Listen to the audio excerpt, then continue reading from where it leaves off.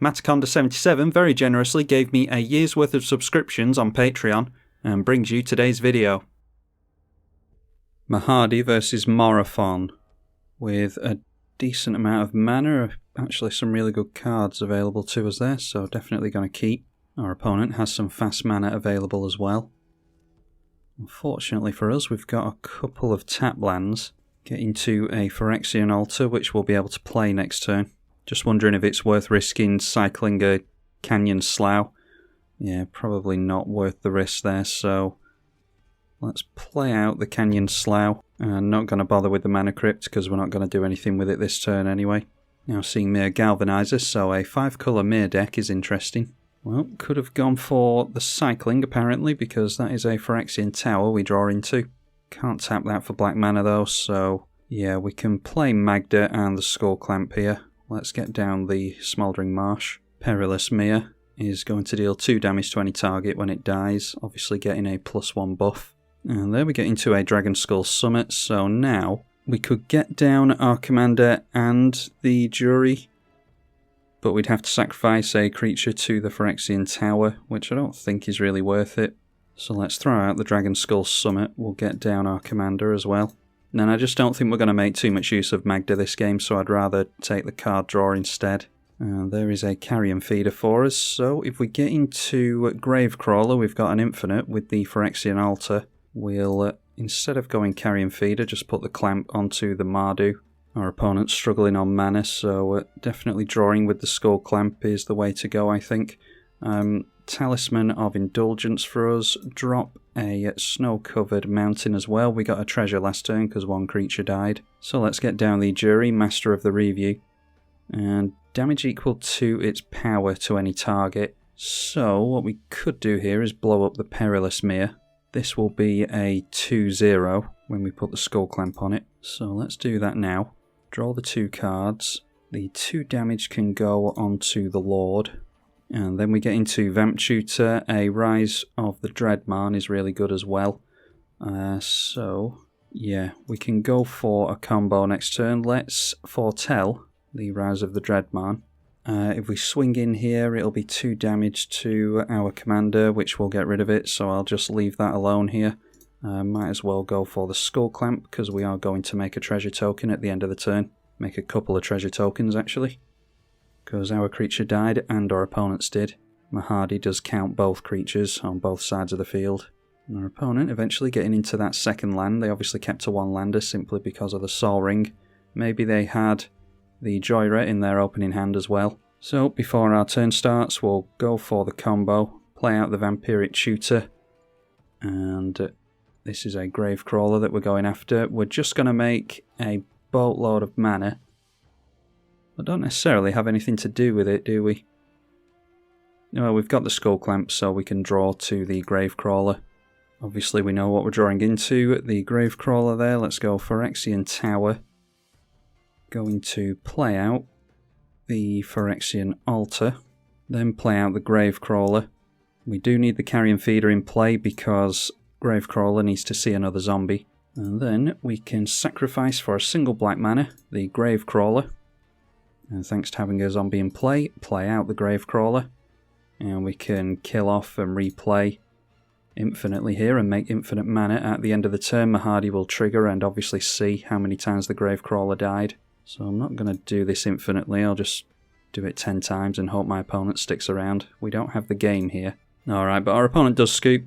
I think what I would have done there is sacrifice the Gravecrawler to the Phyrexian Tower, made 2 mana. And then we could have replayed it and played Rise of the Dreadman. This looks at the number of non-token creatures that died this turn, so we would have had a hell of a lot of zombies. And we would have had, obviously, a load of treasure tokens at the end of the turn. Starting next turn, we could have made the infinite mana, or made use of all the mana that we had spare, and gone for Skull Clamps onto the Gravecrawler, assuming our opponent didn't do anything about it. Got ahead of our opponent pretty quickly there, so we'll try another game. Up against a pretty spiky one that I haven't seen in a while now, Yisan the Wanderer Bard. Can combo off pretty quickly. Yeah, I don't think we're going to do a whole lot of anything with that hand. If we're lucky and we get into mana, then Damnation could be good, but yeah, I'll try and mulligan on that. That gets us into a hell of a lot more mana, so we will keep on that. Get rid of In Garruk's Wake. We are on the draw again. Surprisingly, not seeing a mana dork from our opponents, so maybe it will be a slow turn 3 Yisan. We draw into Read the Bones. Just going to play a Myriad Landscape here. Okay, and it was a crop rotation that they were going for. Thought it was strange that they didn't have a turn 1 play. Was the Ancient Tomb that they tutored up there, by the way. Now cracking a fetch. And we do see a turn 2 Yisan here, I imagine. And we see a Vona's Hunger. Not going to be able to play that quickly enough, annoyingly. Get out another tap land here. And not surprised to see some spiky plays there. The Strip Mine getting rid of our Sulphurous Mire, so we were already behind, and now even further behind. Let's not go for the Skull Clamp until we're actually able to make use of it. Might as well try and actually make use of our mana here. Saving ourselves 1 mana in a later turn might actually be relevant as the game's going now. So throw down the Carrion Feeder. Seeing a Sylvan Safekeeper from Yisan, they got that from putting a Bard counter or a Verse counter on itself. I'm getting even more mana potentially with a Nykthos, Shrine to Nyx. Now throwing out a Pithing Needle. And they name Myriad Landscape with that, so they are trying to hurt our colours, making sure to hold up mana for their commander. That is a Mayhem Devil for us, which could come in handy if we actually get to land it sometime this game. So play Read the Bones here, we'll try and get into some red mana. And we get into it immediately. It is not a tap land thanks to the 2 basics. In Garruk's Wake seems to want to play this game. Put that on the bottom, Smouldering Marsh on top, and we get into a Dockside Extortionist as well. I think I would have named the Carrion Feeder myself. Yeah, removing sack outlets from a deck such as this is something that's really going to hurt it more than the Myriad Landscape there, I think. That does assume that we can't get into our colours though.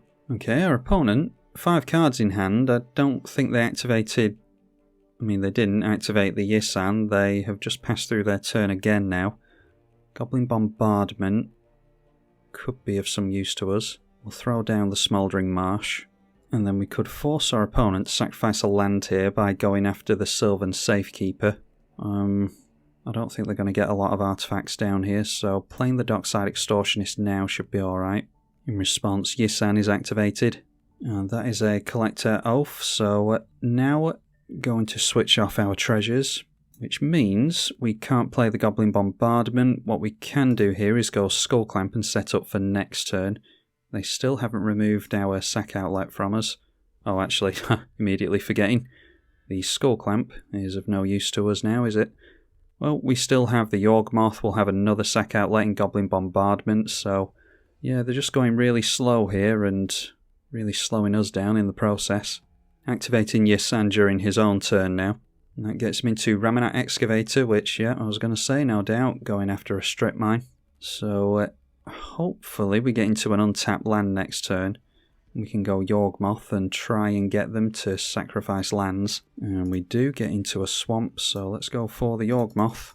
Would obviously prefer to be able to put Skull Clamp on things here, but doesn't look like this is going to be the case. So I think I'll go after the Collector Oath here. Sacrifice the Dockside Extortionist in order to do it. Gets us into an Urborg, so we can immediately replace a land that they go after. Sacrifice our Carrion Feeder, because we do have another sack outlet available to us. Alright, and getting them to sacrifice the Forest, because they've got the Nykthos available to them here, which will be 4 mana that will tap for. So managing to protect their Collector for a turn. That does fizzle the ability, so we don't get to draw a card there. Just have to pass at that. Replaying the Strip Mine from the bin. And then tapping down at 4 green mana into the Nykthos, going for the Yisan activation again. And this time it is an Oracle of Muldiah. They've got a Natural Order on top, which may well just be a straight up combo.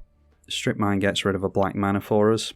They do get an additional land every turn thanks to the Oracle of Muldiah, so playing out the Forest as well. And now seeing they've got absolutely everything they need against us. Phyrexian Revoker, the Hate Bears continue. No doubt naming Yawgmoth with that. So they pretty much got a lock on us here, I think. They don't go down a land by strip mining us every turn. They can get away with sacrificing a couple of lands every turn thanks to the Sylvan Safekeeper protecting their creatures. And like I say, they don't go down lands for that really, as long as the Ramunap stays in place. So See what we draw here, but I think we're pretty much done. There is the Gravecrawler again.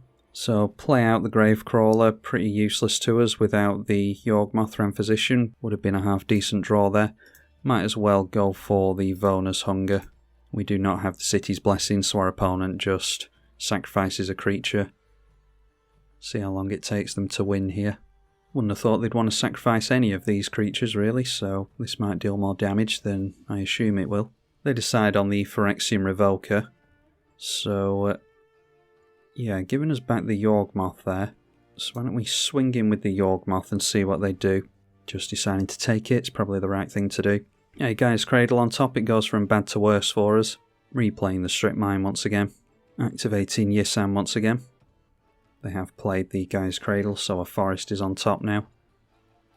Shuffling away the forest, a Crumble on top after that. And they went after the Acidic Slime, so really just going after the lands here. This was built as a multiplayer deck really, but I just haven't had a chance to play it in multiplayer, so yeah, I'm not feeling too bad about how it's running.